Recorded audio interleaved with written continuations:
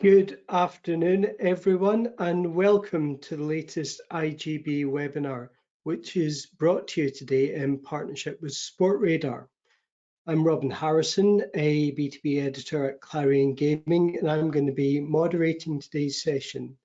And I'm delighted to welcome Dalraj, Bahia, and Blaz, Zitnik from Sportradar, with whom I'll be discussing how sportsbook operators can maximise the opportunity presented by this summer's European Football Championships.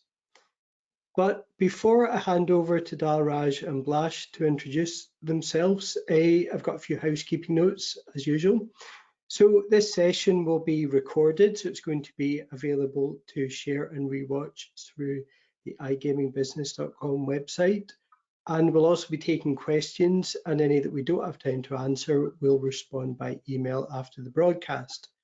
So now I'm delighted to hand over to Dalraj and Blaz to introduce themselves and also give you a bit of a primer on Sportradar and its subsidiary businesses such as BetRadar.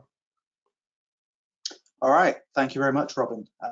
And thank you for hosting us, and thank you to IGB as a whole for hosting us today. And to those in the audience listening in, thank you for taking the time to join us. So by way of quick introduction, my name's Dalraj, and I'm the Managing Director of Operations at Sportradar, specifically within our betting and gaming vertical, and working with our Chief Product Officer to manage a global team to lead and develop Sportradar's suite of betting and gaming products.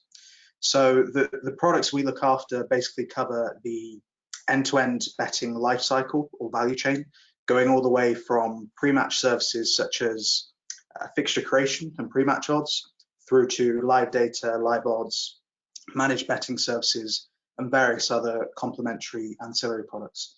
So basically, each building block of the betting value chain through to all-encompassing turnkey solutions and ancillary engagement products and services. And several of those crucial ancillary products I mentioned are housed within our betting entertainment tools division, a few of which we'll be discussing today. And that division is very well led by my colleague Blaz, who I'll let introduce himself. Thank you, Dalraj, for nice introductions. And let me just say it's a great pleasure to be here and being part of this panel. So my name is Zitnik. I'm head of betting entertainment tools unit inside Sportradar, which is responsible for digital offering to our betting clients. So everything related to animation, visualization, bringing relevant stats, insights, betting stimulation content, engagement tools, where and when needed. I'm looking forward to share my thoughts, and thank you. Great. So just before we get into the meat of the webinar, if we move on to the next slide, just a very quick overview on Sportradar. And some of those in the audience may know us as BetRadar, which is our main betting brand in Europe. We're the #1 provider of B2B technology solutions to the sports betting industry globally. And we've got various quick stats on the page, which I won't repeat, but we've been at the forefront of the industry since we were founded. We're the one-stop shop service provider for the betting industry, all the way across the value chain, from just live data all the way through to platform services, AV and OTT streaming, entertainment tools, programmatic advertising, iGaming content, integrity solutions, and so on and so forth. And we pride ourselves on continuing to innovate our technology solutions to keep driving the industry forward as we have done for the past 20 years. So without further ado, if we move on to the next slide, we can get into the proper content itself, the Euros. So summer football tournament time has always been one of, if not the most important time in the calendar for bookmakers. And if anything, we expect that to be further magnified this year, given we've been made to wait a year in the typical biannual cycle between World Cups and the Euros. So it's no surprise that this is a must-have tournament for bookmakers. That's obvious, and it's only really behind the World Cup in that aspect. Fan interest across the globe will be extremely high, of course, particularly in Europe among respective team nations, but also across the rest of the world, given the sheer caliber of players involved and the special nature of the tournament, with all major domestic seasons coming to an end shortly. And it's also a bit of a flagship event for some semblance of normality after the past year, with some fans back in the stadium, for example. And some of the turnover statistics are pretty staggering. So we had a look back at the last major international tournament, which was the World Cup back in 2018. And on average, globally, there was over 2 billion euros of turnover per match, peaking to, I think it was around 7 billion for the final. So in totality, somewhere between 125, 150 billion euros of turnover for the entire tournament. And as we all know, the industry and turnover globally is only growing. You've got several new geographies on the legalization journey, such as the US. So whilst this is only the Euros and not a World Cup, we do expect similar levels of turnover for this tournament, if not higher. So certainly well over 1 billion euros of turnover per match. So the salient and somewhat obvious message here is that it's a critical tournament for all bookmakers globally. It's a great opportunity to attract and then, most importantly, retain customers over the long term, which we can chat more about later. And so what sort of impact do you think the pandemic is going to have in the tournament, you know, aside from the fact it's taking place a year late, but then in terms of like performance of players, for example, because, you know, we're coming off, you know, a fairly kind of busy schedule. Like, I think the other day it was some of the Man United players have played like 58 to 60 games already this season. And then you've also got the fact that, you know, fan numbers are going to be limited. So what kind of impact do you feel these factors are going to have, you know, on the tournament proper? Yeah, absolutely. So it's really interesting to think through, and it's something that our teams have spent a lot of time digging into as we sharpen our pricing approach ahead of the tournament. So there's several different factors, like you mentioned. So for me, I think the biggest one is going to be player fatigue. You know, like you said, such a compressed calendar following the shutdowns last summer. We've seen that with Man United, like you say, with the squad rotation and the flack they got for that. And so players are going into the tournament even more exhausted than usual. They're also going into the tournament with less training time than usual with their international squads. So it's going to be a bigger learning curve, steeper learning curve than ever when it comes to team chemistry and playing in kind of different tactical setups than they have through the year domestically. So all that to say, perhaps some of the perceived favourites maybe slow out of the gate. Maybe there'll be some early upsets, and teams really can't afford them when you're in it's a 3-match group. So we may see 1 or 2 of the top teams falling at the first hurdle as a result. And actually, if you look back at the last international break we had, which was, it was end of March or early April for the World Cup qualifiers, it's kind of a similar manifestation. You know, really fatigued players, less overall training time. And in that 2-week period, there were quite a few upsets. I remember it because it was good results and margins for bookmakers. I think it was Germany lost to someone, which was a big upset, Moldova or someone. Quite a few draws, a lot of 1-goal wins that were on -3.5, -4.5 handicap. So yeah, would not be surprised to see similar effects here, especially in the first game or two as teams find their footing. Another aspect is kind of the location schedule. So there's no home advantage like France had in 2016. But then you've got some of the top seeds lucking out, like England. So they're playing all their games at Wembley. So that may counterbalance some of the upset potential I was just talking about. 5 squads, bigger squad sizes, that'll also help the bigger teams and the favourites. So lots of different aspects to consider, but all of which we're thinking about and factoring into our modelling and pricing approach for the tournament. And actually one other final point to mention, more on the customer and channel side of the equation. It's a really interesting time and tournament for retail. And unfortunately, COVID has decimated retail for over a year now. And whilst in some locations like the UK, we expect and hope retail will be open, COVID has certainly accelerated the digital transition or digital adoption curve. So even if retail was entirely open across the globe, we'd expect lower retail turnover than usual, even if shops were open everywhere, just because COVID has accelerated that transition. And you've got punters that were previously retail only, they were forced to move and adopt online over the past year, and some have stuck there, and we've seen that shine through in some of our channel turnover data already. it's going to be really interesting to see how that plays out over a major tournament. But again, speaks to why operators really need to be mobile first in order to maximize the opportunity and drive revenue. So talking of driving revenue, if we move to the next slide, we've got a few slides now to help us talk through some of our product range and how we think it's best to maximize on the opportunity of the Euros. And in my mind, I kind of segment this into 3 building blocks. So firstly, we'll talk about what I call the basics, and these are kind of must-have products to kind of buy a ticket to the party, to the Euros. Secondly, we'll come on to talk about the engagers, products that are required to maximize fan engagement and drive turnover. And then thirdly, we'll finish up to talk about what I call the difference makers. So they're more unique products to really help differentiate your offering and attract and retain punters on your platform. So if we start with the basic side of things first and cover these really quickly, these are the baseline products that the audience will already know about because they're already likely customers of ours somewhere along this kind of basic value chain for some forms of content. So as on the slide, starting off with pre-match services, of course, we've got fixture creation, extensive pre-match odds. No real point dwelling on it or going into more detail because it's so foundational. But we've got it covered with the most extensive markets available in the industry and most extensive monitoring in the industry as well. And then moving on to live, which is where the majority of the value is given the scale of in-play betting and the requirement for low latency services. Starting off with live data, so that's all the required rich, low latency kick-by-kick data for operators to trade matches themselves.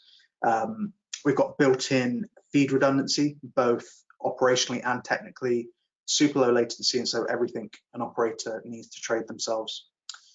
And then next step on the value chain, if you think about this in terms of level of outsourcing for our different client types, is live odds. It's still in what I call the basic segment, but starting to get more interesting. So again, low latency, powered by our live data, hundreds and hundreds of different markets across everything you'd expect as listed on the slide, with a world-leading monitoring service to provide industry pricing visibility and comparisons as well. And how do you see these kind of core building blocks evolving? You know, for example, in the US, as that opens up, you see a lot more kind of like player prop markets. And there's a degree of, you know, kind of, I suppose, a shift, you know, and, you know, with kind of bet builder tools. So, I mean, are these kind of part of the basics, as you call it? Do you feel, are these kind of part of your offering? And how important are these kind of new elements? I mean, what do they kind of add to the kind of like the baseline experience, do you feel? Sure. So so some of those kind of unique offerings, and I can come on to talk to what we've got, I'd say are somewhere in between basics and the engagers. And you know, you are getting more interesting, more engaging and differentiating the markets. But if we talk through our offering, and then I'll come on to the important side of things. So we've got player markets, which is Ron Seal, exactly what it says on the tin. Extensive player prop performance related markets for, you know, number of goals, assists, shots, so on and so forth. Over 600 bet types per match, up to 20 players per match as well, and available typical over-under format and also at least X format as well, because that works better in some regions like the US, like you mentioned. Some customers and punters out there prefer at least X as opposed to over and under, so that's where we're starting to regionalize our offering a bit more. Secondly, we've got rapid markets. So these are designed to facilitate more of a casino style betting experience in game with fast payout cycles and fast settlements. So they operate under 1 minute intervals for punters to bet on what happens next over the next 60 seconds to really drive home fan engagement. And that tends to work really well on mobile as a kind of second screen engager. And then lastly, as you mentioned, with the kind of build a bet phenomenon, we've got a product called Custom Bet.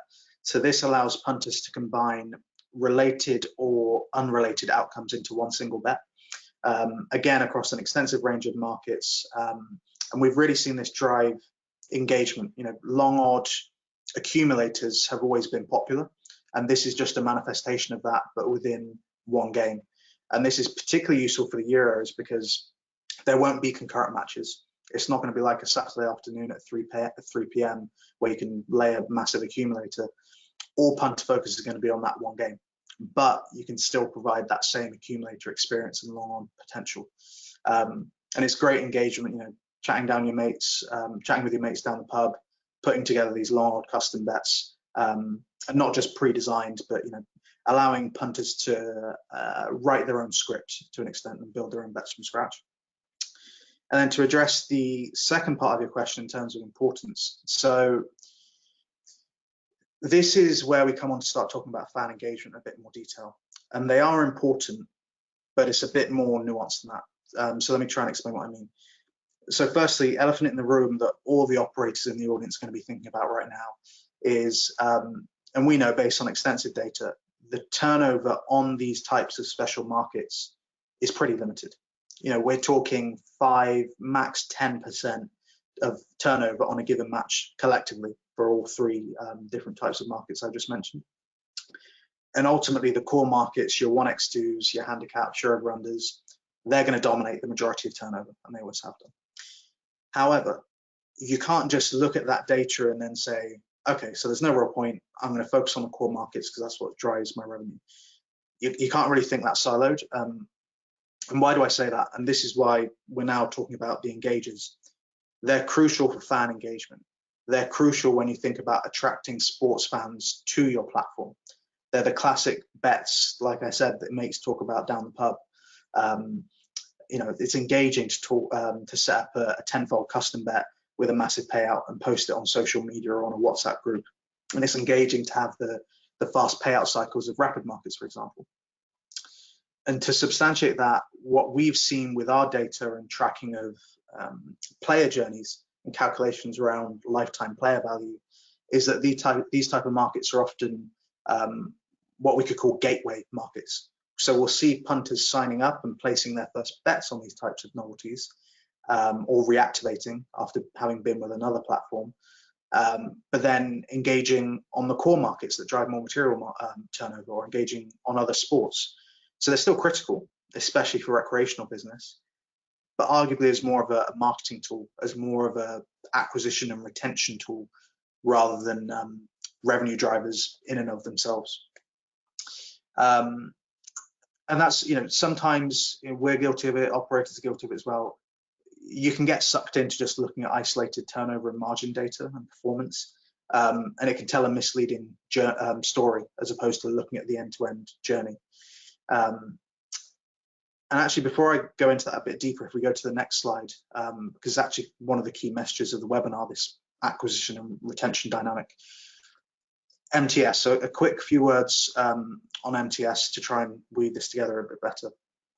So MTS is managed trading services, and this is the next level up on the outsourcing journey from live odds, where we manage risk, liability, etc. for operators. So you can plug in your own platform, a third-party platform, or our own in-house platform to provide more of a turnkey solution. Proven higher margin, proven greater profit performance, and driven by extensive AI and machine learning-led player profiling, not just for risk management, but for the end-to-end punter journey. And so to link that back to what I was just mentioning now on the acquisition and retention side of things, MTS is a holistic offering that can include various marketing and player services to better drive revenue by taking into account the end-to-end punter journey. So for example, we've got easy integration to also work with our programmatic advertising proposition called Ads, which we'll come to later. And that enables you to gain insights and more efficiently drive decision-making as an operator to maximize turnover and GGR. And this is really important when we talk about maximizing the opportunity of the Euros and driving long-term value.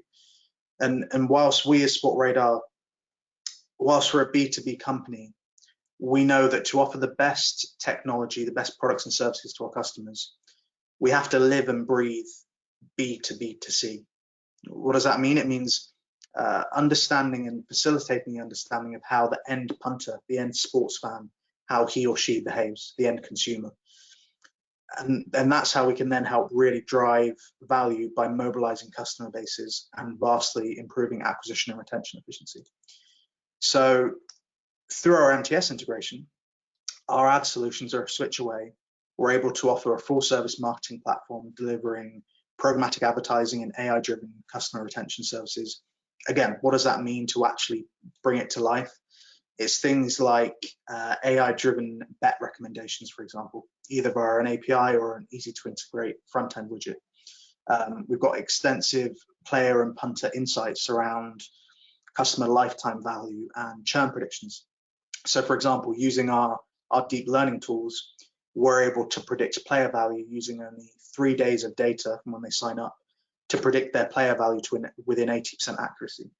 And traditionally, most BI tools and functions require several weeks of data to try and get to that level. But we're able to do that very quickly and then integrate that into the majority of CRM services so operators can really focus their efforts and focus their investments on the highest predicted player values. So with that, we're really driving retention and increasing lifetime customer value. And we've got various other things like VIP segmentation, player personalization to really customize the journey with real-time recommendations, identifying fans and punters' favorite teams and leagues and sports, and matching that to the sporting calendar, again, to highly personalize things. AI-led player churn predictions, probability of deposit, and so on and so forth. So there's a whole raft of items, and we don't have time to go into more detail, but just to finish this segment up from an outcome perspective to really hammer this home, what we've observed using these tools and having measured, we've been able to measure significant improvements for our operators that we work with, all verified across control groups. So for example, we're able to achieve a 2 to 4 times higher click-through rate versus control groups. For one operator we work with, we're able to increase number of bets placed by 60% and turnover by 80%, 80, just by using some of our AI and machine learning-led player retention tools. You know, we found that some marketing campaigns, I think 30 to 50% of them are unprofitable. There's no reason for operators to be doing them. They just don't. They didn't realize or appreciate that there's better ROI to be had elsewhere. And in some geographies, what that meant was reducing CPA by up to 80%. So it's just impressive overall ROI improvements by letting the technology do the work is the best way to summarize it, and works really well with MTS because it's a whole holistic offering.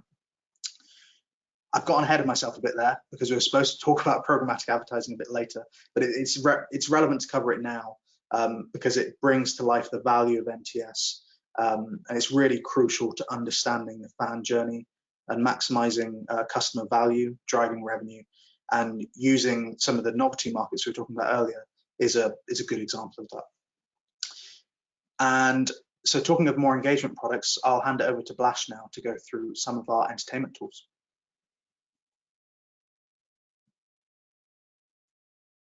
Thank you. Since the topic is Euro Cup, probably it would be the best to touch Live Sports Center, which is a product that is focusing on a tournament level. So host solution with seamless experience. The most important part here is there's no need to rely on media or any other external website in order to get latest results, statistics, or whatsoever. So punters are equipped with all necessary data on the spot. They're getting what they need when they need, with clear betting focus and data being betting oriented. Everything in order to give them best experience and most importantly, sufficient data to place a bet.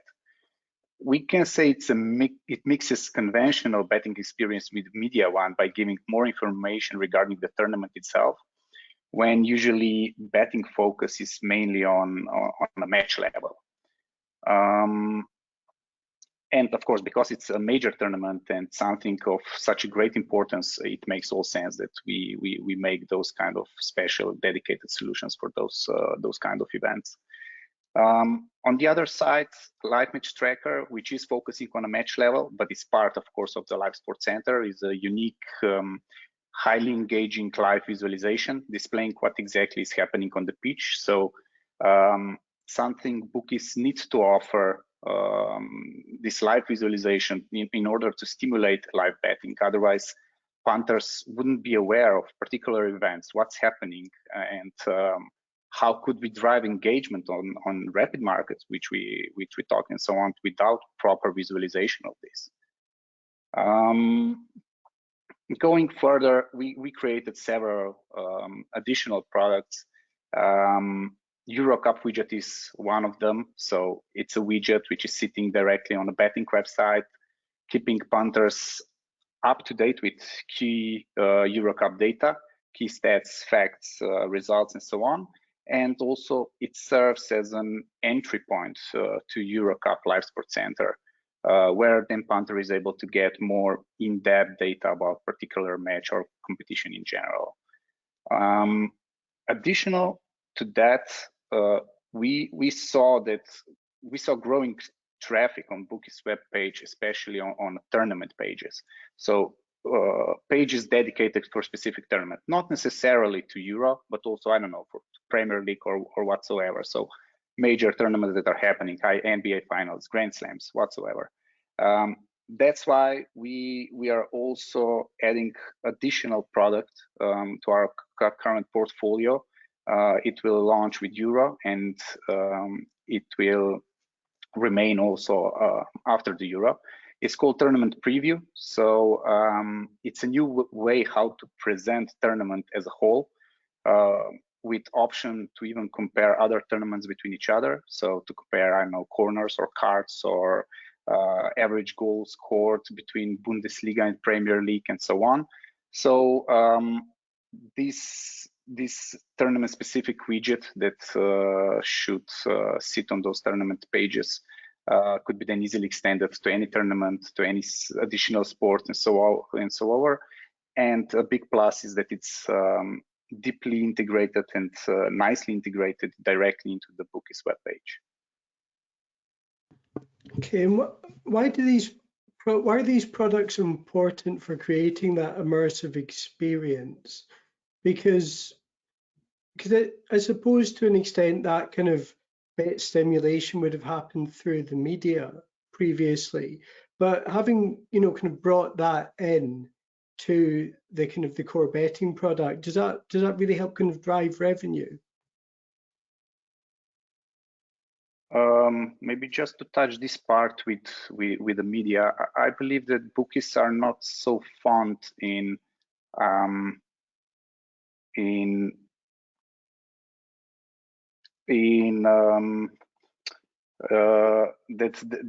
the media can drive this traffic directly to them, because media is acting like an affiliate. They can drive traffic to whoever the bookie is at the end, right?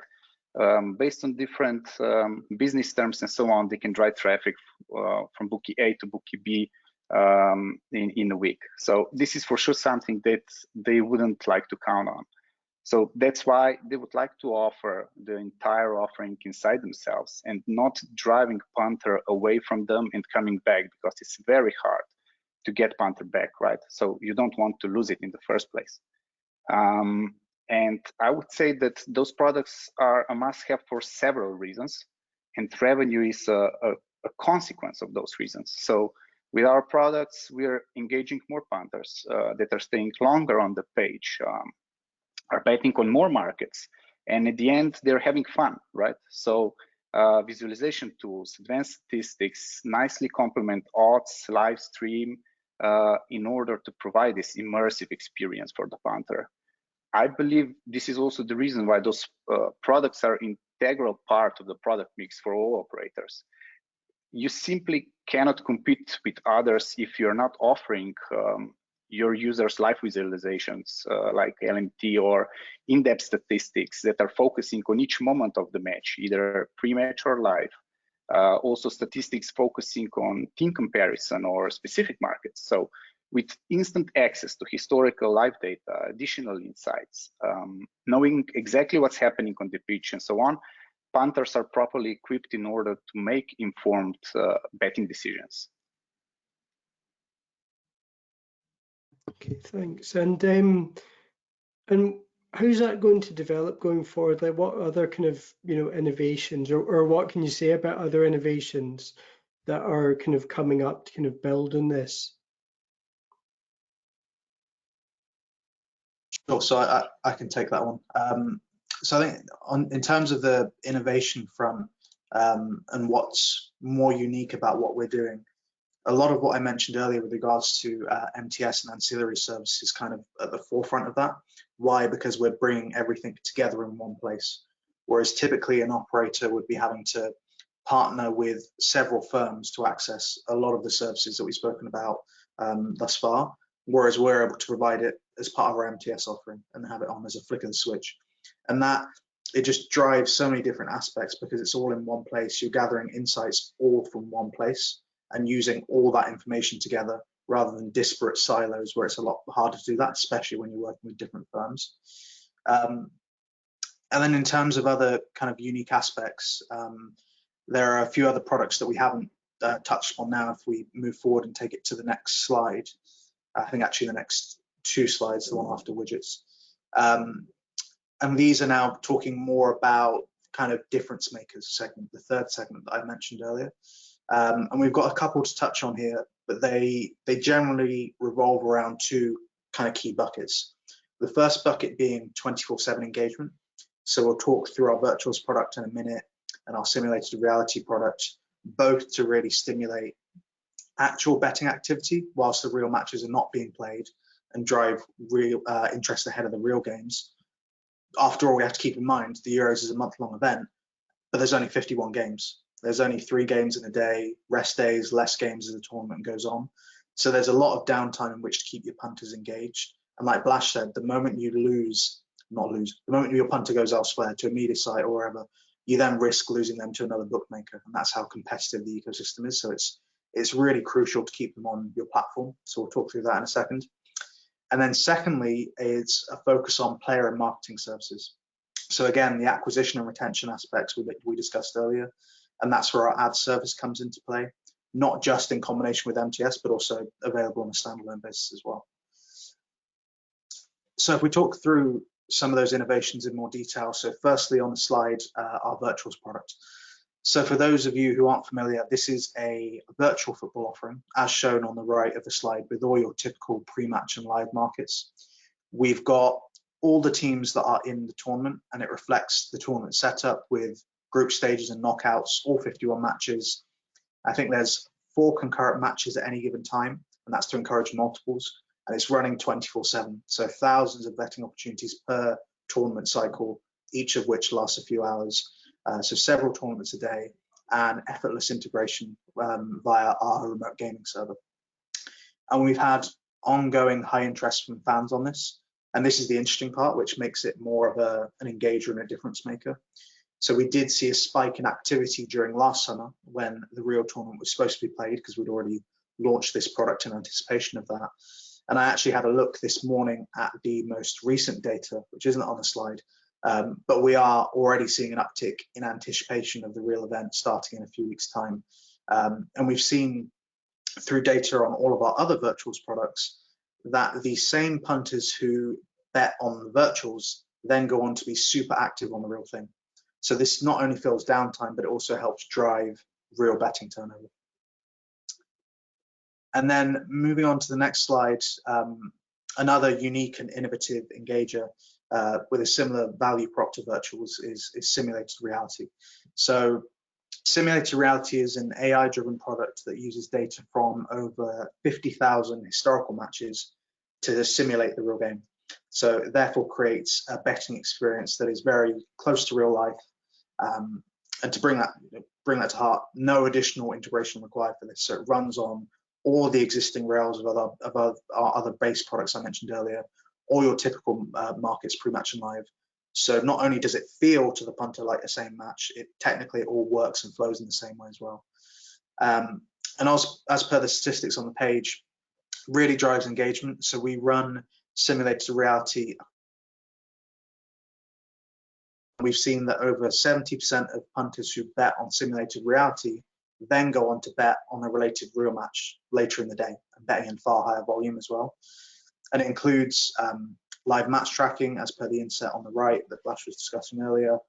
Also includes real-time highlight video clips, actually powered by our virtuals technology. It's got its own statistics center with live tables and knockout brackets. So this is really engaging for fans, let alone as a unique betting opportunity in and of itself, but also acts as a kind of predictive tool. Hence why we see so much activity from those punters on the real event when it plays out later in the day, which is typically how we schedule our simulated reality matches to maximize that follow-on effect. And how does this actually work in practice? Because there's a lot of talk around the industry about leveraging AI and using machine learning, but it'd be good just to kind of just get a bit of a kind of explainer from you guys, and how you've kind of really done so, especially for the for this product. Sure. So the product itself is built upon our vast database of historical matches going back tens and tens of years, and it's basically built on the play-by-play, literally kick-by-kick event data that we have within our data lake. So when we say AI-driven, the deep learning technology basically takes the teams that are scheduled to play A versus B, and it pulls all the historical kick-by-kick data for each of those teams, and then it stitches it together to basically create a completely unique game that still reflects the respective teams in normal match play. So what does that mean? One of the favorite examples I like to use is if we take a team like Barcelona. So we run simulated reality across events, and when Barcelona plays a minnow in the simulated La Liga, so Granada or Eibar or someone, the machine learning will reflect that real sense of team superiority, real sense of playing style, and because it's kick-by-kick AI, that's then how the match is played out. Hence simulated reality, because it literally simulates every single kick of the game. And it's really cool technology because it therefore acts as a predictive tool for the real match. And like I said, that's why we schedule the simulated reality matches to take place before the real one. And because it's all kick-by-kick data, that's why we can then power live match tracker, power statistics center, and so on and so forth, because it all feeds up into the same tools that we then distribute out in our normal value chain. So moving on, I think final slides. We discussed the overarching concept of programmatic advertising a bit earlier with regards to MTS and the end-to-end customer journey, and using MTS to access ancillary player and marketing services, and we discussed the benefits of that, so I won't repeat all of that. But on this slide specifically, we've got programmatic video advertising, which is basically another feather in the cap of our player and marketing services. So this is highly targeted, highly personalized video-based advertising delivered across multiple channels. And as you can see with the statistic on the page, the purchase intent and conversion rate shoots up massively if we can serve a positive experience. What does that mean? What does positive experience mean? It means video advertising at the right time, the right place, with the right message. So again, it just speaks to the targeted, personalized nature of programmatic advertising to really maximize customer acquisition attention efficiency. Again, ultimately to increase the lifetime value of a customer, which is what ads is all about. And we discussed, in depth earlier with regards to some of the improvements we've been able to achieve with some of our operators with these various tools, and still in the early innings, but really impressive first statistics and efficiency that we're able to drive as we continue to build out this product range. So if we take a step back to just kind of wrap things up a little bit and recap, we spoke about the basics, so kind of those that buy a ticket to the party, foundational products. We spoke about engagers to drive revenue, where Blaz took us through some of the BET products, and then also the difference makers to really differentiate your offering, 24/7 engagement, and so on and so forth. But in my opinion, the real standout from an engagement and differentiation standpoint is our player and marketing services via ads. And for me, the real difference makers are actually those that aren't just isolated products. The difference comes when you start to piece it all together, like you were mentioning earlier, piecing together MTS ads and player and marketing services, linking it all together holistically, and therefore breaking down the typical silos that occur between trading, marketing, and CRM, which happens across every operator, happens with us even. And we do that so we can derive the best player insights from start to finish, not just their margin performance, but understanding everything we can about a sports fan, not a punter, a sports fan, to then really drive far more efficient player acquisition and retention. And for me, that's where the real value creation lies, to make the most out of such a huge event like the Euros. And that's, I think, all we had, Robin. So I hope that was useful and insightful. Happy to go through any follow-ups and broader Q&A. Yeah, thanks, guys. Yeah, that was really interesting. And in terms of questions, we have a few coming up. So first of all, and just a message to the audience, what we don't get through, we will answer by email after this. So first off, we've talked a lot about fan engagement, but and obviously this kind of term, especially around these tournaments, it gets chucked about quite a lot. So we've got someone asking, what does fan engagement really mean for kind of you? And then of all these products, and obviously you've said they all work in tandem, but I mean, is there any one that you feel is the sort of must-have, the one that is going to make a massive difference, like during the tournament?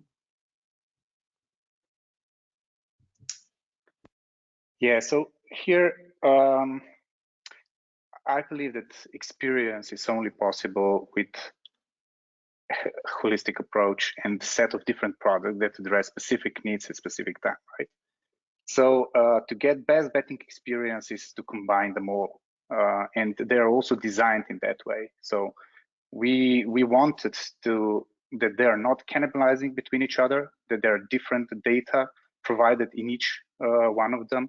We're trying to create user stories which are addressing each moment of the match through different products containing different statistics that are provided to the punter. I would say that we can divide those products in three basic categories: match focus, betting focus, and tournament focus. And if I need to pick one, it would be, of course, the live match tracker, because it's the one which is driving this fan engagement and bringing match to life, right? You simply cannot be part of the action if you're not aware what's happening on the pitch. So, but still, I would vote for combining all of them. Plus, for the future, for sure, there will be even more products focusing exactly on this engagement part. So, bringing probably some social aspect into the game, gamification part, and so on. There will be much that we'll be offering in the future for sure. Yeah, from my side, completely agree with Blaz. And just on the first part of your question, Robin, with regards to fan engagement, because I agree it gets thrown about a lot. For me, if we take a step back and consider the Euros as an overall opportunity, I actually think the retention side of the equation is most critical when we talk about engagement. And when I say retention, of course, intra-tournament is important, but actually, in my opinion, the real long-term value for bookmakers from a customer lifetime value perspective is post-tournament.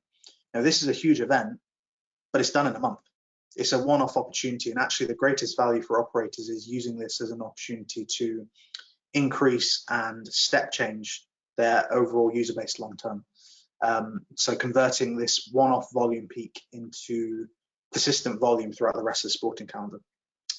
And that's why I think our ad service is crucial, because it enables operators to most efficiently retain customers based on their predictive value and incentivize them in the right way with personalized recommendations and journeys. And that efficiency aspect is so important when we all know how many marketing pounds and euros is going to be plowed into this tournament. And another way to think about it, ultimately, if results aren't favorable, then the euros could end up being a loss maker for operators. We've seen it happen before when favorites win out. But even if margin is favorable, the value gained or created in 1 month is nothing compared to the value creation if you're able to convert this one-off interest peak into long-term loyal customers. And I'm going to be showing my prior life a bit with this comment from when I was a private equity investor prior to joining Sportradar. But it's the concept of recurring revenue. Recurring revenue is far more valuable than a one-off bump. Recurring revenue is really what helps drive equity and shareholder value. And so that's what engagement is all about for me. Of course, acquisition is important, prospecting and retargeting, but the real value of such a tournament like this is the retention side, to engage your user base and convert them into loyal customers long term. Thanks, guys. And yeah, we can definitely squeeze in one more question before the last and all-important one. So what's next in terms of innovation? It's so this tournament takes place. We've got the World Cup next year. I mean, is there anything you can kind of tell us about, the kind of how this is all going to evolve and develop, within well, I suppose within the year for the next World Cup, but then for the next Euros and then beyond?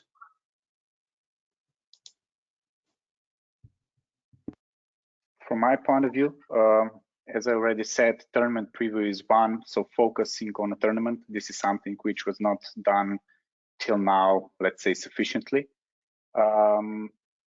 Something we already touched is social component, so bringing fans together, cheering together, bringing friends on board, gamification part, how to get new users, how to retain them, as Dalraj already mentioned, how important this is for the bookies.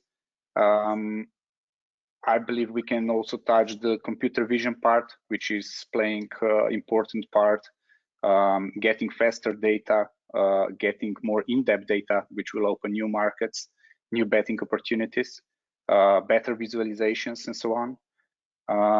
For sure, we are closely monitoring the AR, VR part, how to bring fan even closer to the actual happening, and so on. So we are trying to be on the top of what's happening in the industry in general.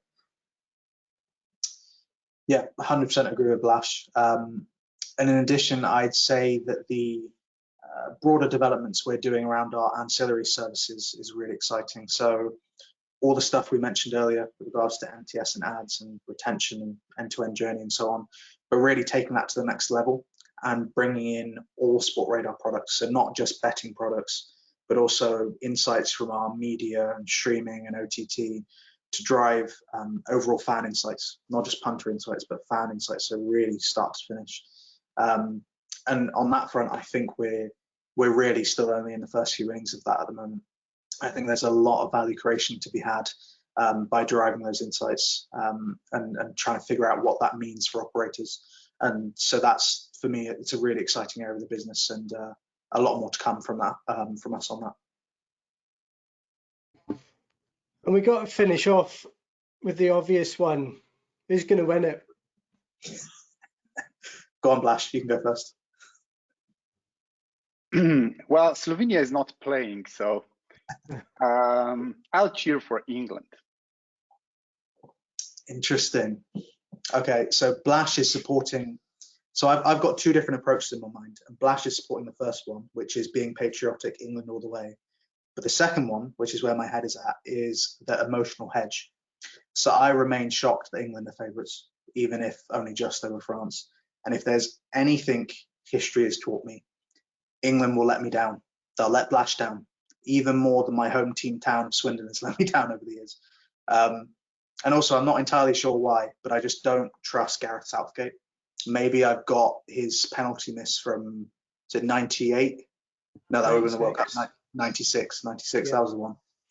Maybe that's printed on my subconscious, but I just look at him and think distrust. So on balance, I'd take the emotional hedge. I'd be laying England and probably backing a team with better value. Someone like Portugal, maybe a last swan song for Ronaldo. They're in a tough group, but yeah, someone like them or closer outsiders like Italy or Netherlands to get a bit more value. But who knows? Hopefully Southgate can prove me wrong. But until then, I will be taking the emotional hedge approach that's best for my well-being. I mean, being Scottish, we're just happy to be in it, you know. The fact we get to actually participate for the first time since 1998, I mean, that's enough for us. Who knows, Robin? If they make it all the way, that I think would be a great outcome for the bookmaking industry. I mean, this is it's the beauty of being Scottish. There's always a few diminished expectations with these things, you know. So, guys, thank you very much for that. And just to the audience, apologies if we didn't get to your question. We'll be able to follow up with them on email. So, last few minutes to put any kind of additional ones in, please don't hesitate. But that, everyone, is everything for us, from us even today. So first off, I'd like to thank Dalraj and Blaz for their time and insights, and of course to Sportradar for making today's session possible. I really appreciate like all your efforts in this. I would also like to thank Eleanor Carruthers, who coordinated today's session, and Steph Fleury from Clarion Gaming's ops team, who sorted out all the technical heavy lifting. And this session has been recorded, so it's going to be available to rewatch or to share with your colleagues on igamingbusiness.com very shortly. And that is everything today. So the next IGB webinar will be taking place, I think, on Tuesday, the 25th of May, and covering the role of esports betting in the evolving land-based sector. We hope to see you there. Thank you very much. Thank you. Thank you.